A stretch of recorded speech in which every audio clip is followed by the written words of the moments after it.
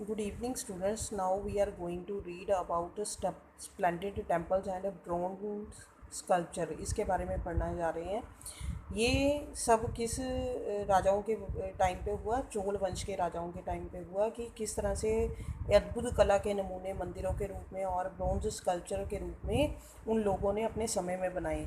Splendid temples यानी अद्भुत कला के नमूने, इस तरह के मंदिर बनवाए गए जिनका आज तक जिनकी आज तक कोई बराबरी नहीं कर सका। यानी इस तरह के मंदिरों का निर्माण किया गया जिनका आर्किटेक्चर बहुत बढ़िया था उस टाइम में, 10th सेंचुरी में। और ब्रोंज स्कल्पचर का मीनिंग होता है, ब्रोंज का मीनिंग होता है पीतल। पीतल के इस तरह के मूर्तियाँ बनाई गई जो कि बहुत बढ़िया थी अपने आप में। The big temples of Thanjavur and Gangaikonda Cholapuram built by Raja Raja one and Rajendra one are the architectural and sculpture marvels.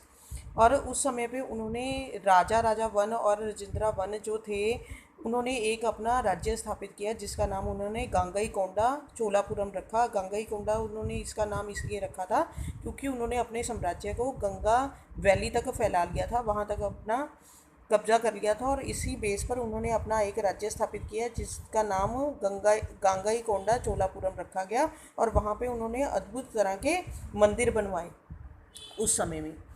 और दूसरा उन्होंने क्या किया कि अलग अलग तरह के मंदिर बनवाने के साथ साथ उन्होंने बहुत बढ़िया तरीके की मूर्तियाँ बनवानी, देवी देवताओं की मूर्तियाँ बनवानी शुरू कर दी। और साथ में देवी देवताओं की मूर्तियों के साथ साथ उन्होंने अपनी भी मूर्तियाँ, पीतल की मूर्तियाँ बनवानी शुरू कर दी। Cholas temples often become the nuclei of settlements which grew around them. These were centres of craft production.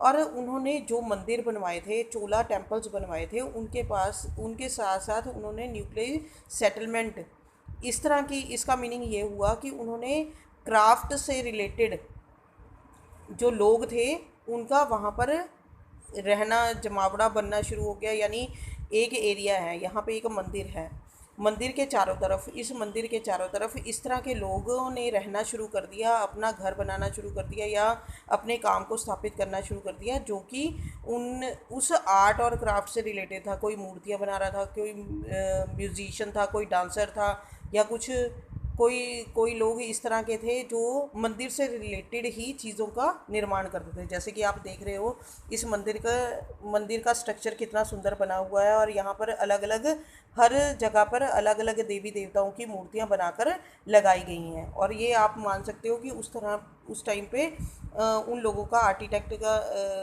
कि मंदिर निर्माण करने का तरीका बहुत बढ़िया था जो कि इतना सुंदर मंदिरों का उन्होंने निर्माण किया हुआ है। Temples were endowed with land by rulers as well as by others. जो टेम्पल्स थे उनको क्या होता था, उनको जो लोग थे, राजा थे या कुछ और अन्य लोग थे, वो मंदिर के लिए भूमि को दान में देते थे जहाँ पर लोगों का निर्वाह होता था। किन लोगों का निर्वाह होता था? जो लोग मंदिर से संबंधित होते थे, जैसे पूजा पाठ करने वाले। ये मैं आगे आपको बताने जा रही हूँ।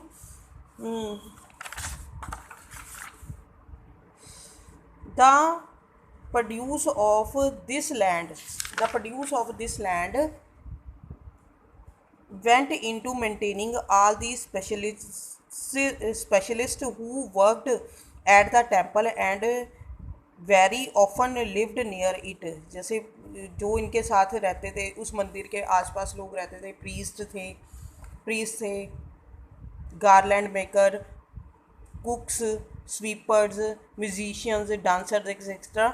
जो मंदिर को भूमि दान में दी जाती थी उन पर लोग क्या करते थे? प्रोडक्शन करते थे, यानी फसलें उगाते थे। और जो प्रोडक्शन से पैसा मिलता था या जो अनाज वगैरह वहाँ से मिलता था, तो उस पैसे और अनाज को वो किन चीज़ों के लिए यूज़ करते थे? जो लोग मंदिर के साथ जुड़े होते थे, जैसे प्रीस्ट हो गए, मंदिर में पूजा का पाठ करने वाले लोग हो गए, गार्लैंड मेकर जो कि मालाएं वगैरह बनाते थे, कुक्स जो खाना बनाते थे, स्वीपर जो मंदिर की सफाई करते थे, म्यूजिशियंस जो भजन वगैरह गाते थे मंदिर में, डांसर जो डांस वगैरह सिखाते थे मंदिरों में।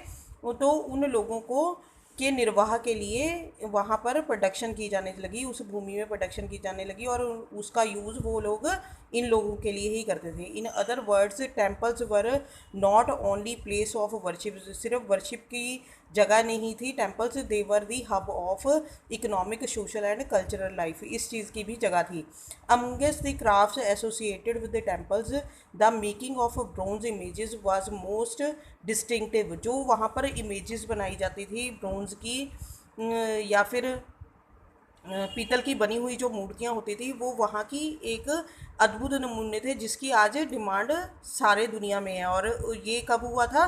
चोला bronze images were considered amongst the finest in the world, जिसकी डिमांड पूरी दुनिया में है, और चोला वंश के टाइम पे बनी हुई मूर्तियों को सबसे बढ़िया माना जाता था। While most images were deities, sometimes images were made of devotees as well, भक्तों की भी मूर्तियाँ बनाई जाती थी। डिटीज जो वहाँ के राजा महाराजा थी, भगवान की मूर्तियाँ बनाने के अलावा राजा महाराजाओं की मूर्तियाँ और भक्तों की भी मूर्तियाँ बनाई जाती थी। That's all for today. Tomorrow we will read agriculture and irrigation.